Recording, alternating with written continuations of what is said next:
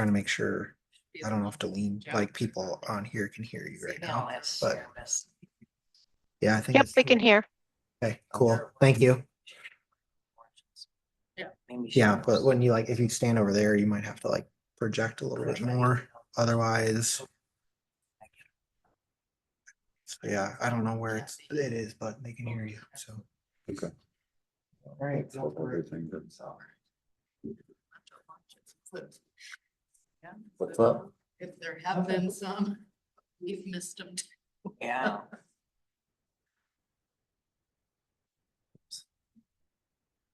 All right, so we will get started.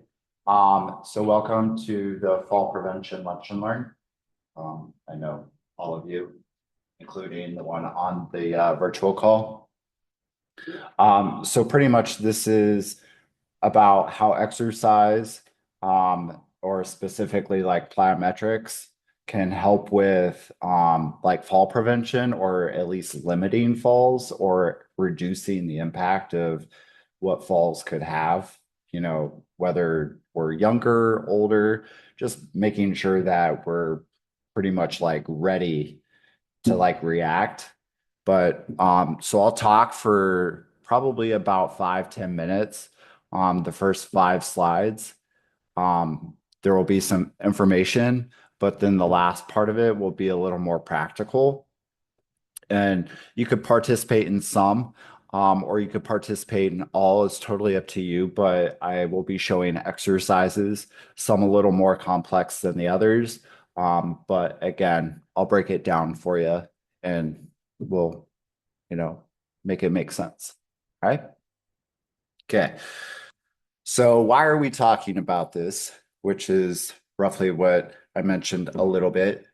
So falling, the adjective is a downward motion where essentially you're going from something higher to a lower, like a lower point, like the ground. Whether you are falling forwards, falling backwards, even if you're falling to the side, sometimes it depends. There are 4 grades of falls. So grade 1 would be almost like if you almost fell, but you caught yourself. Grade 2 is more of pretty much the fall happens, but you don't need any sort of medical attention. Grade 3 falls, again, you fall, but this time there could be, like a bruise, or a bump on the knee, or maybe just like a cut or like a laceration as another term.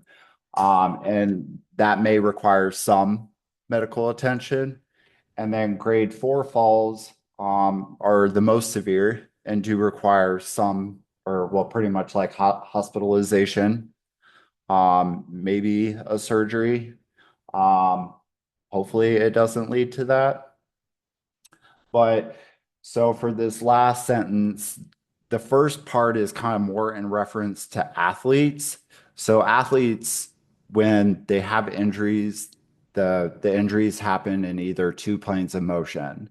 So either it's someone coming at them from the side.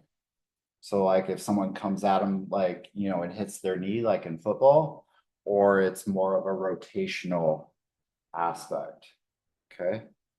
But then for us everyday folks, falling forwards, falling backwards, falling like you fell to the side, or if you twist yourself from losing balance, um, happens in practically all planes of motion. Okay. All right, so a fall can impact the quality of life and the quantity of life, so the number of years. So there have been some people who, if they were to fall and break a hip, maybe that really impacts the quality of their life, but also the quantity, the number of years that they live, maybe from complications that, maybe started, from that fall, but maybe it progressed and became something worse over time. So falls can happen whether it's a misstep, which might possibly, cause like a concussion, where maybe you just kind of get knocked unconscious for a few seconds. Um, or, in this case, maybe there's like a change in like muscles, tendons, ligaments, or bone. So for the example of the muscle part, if our muscles are tight and they really limit our range of motion, maybe that impacts, the fall. Okay. So hence, and we'll get to the part about how like, making sure stretching is important as the example for that particular one. Um, or a health condition, whether it's a stroke, a heart attack, maybe you have like a change in like blood pressure and, like let's say it drops and you get dizzy and, you get those like sparkles or butterflies in your eyes. And either you fall forward or you fall back. Those could be, a health condition, um, as a result with a fall.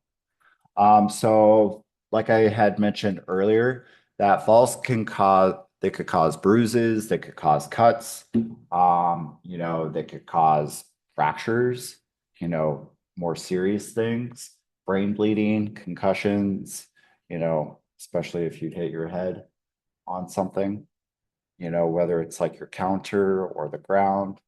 So yeah. All right. So plyometrics. So the definition of plyometrics, pretty much it's also known as reactive training. It's essentially like how quickly do you respond or how the body responds to like what you're doing and the surface. Okay. And so with plyometrics or reactive training, you can improve coordination, um, balance, agility, flexibility, and a lot of other things. And so we'll touch on like those four things, but we'll also touch on other things that you think of with exercise. So one thing to remember when you are incorporating new exercises, especially when they involve using the ground, is just to make sure that you're training on a ground with some give, like a grassy surface, but make sure there's no holes, in the ground. We don't want anyone spraining an ankle. That's kind of the opposite of what we're talking about with falling. Um, or like an exercise mat. I didn't bring one up, but the thicker mats that we have a little bit more give than, like a carpeted surface. But then making sure that you avoid, surfaces that are either slippery or maybe very hard, asphalt, concrete, that where like your feet and your knees and your hips and your low back are taking a lot of that impact. Okay. All right. So the continuation of why reactive training or plyos are important, the mechanics of how you land. So when you're landing and you're pretty much using your feet, um, is going to help with your coordination and your balance. But just a few key things when we start getting into the exercises is landing with soft knees and then landing quietly on your feet. So just making sure that there's not like this loud thump when like you hit the floor, like you like are stomping your foot. Being aware of your balance and where your body is in space. And when I talk about your body in space, I'll elaborate on that a little more in the next few slides.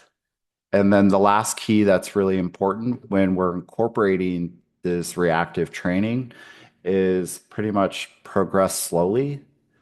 Whether it's, you're like, oh, well, I can do the next step. Well, just making sure that, your initial step is doing it correctly, making sure that you feel it where you should feel it, but not feeling it where you shouldn't be feeling it. And then also, how many reps and sets you're doing. If you're only doing one, maybe increase it to two sets. If you're only doing 5 repetitions, maybe try 7. So the numbers for like sets and repetitions is a lot lower. It's a little different when you think of like weight training. Where we think of like 2 to 3 sets, 10 reps, 15 reps, the reps are a little lower, for some of these exercises we'll be doing. Okay.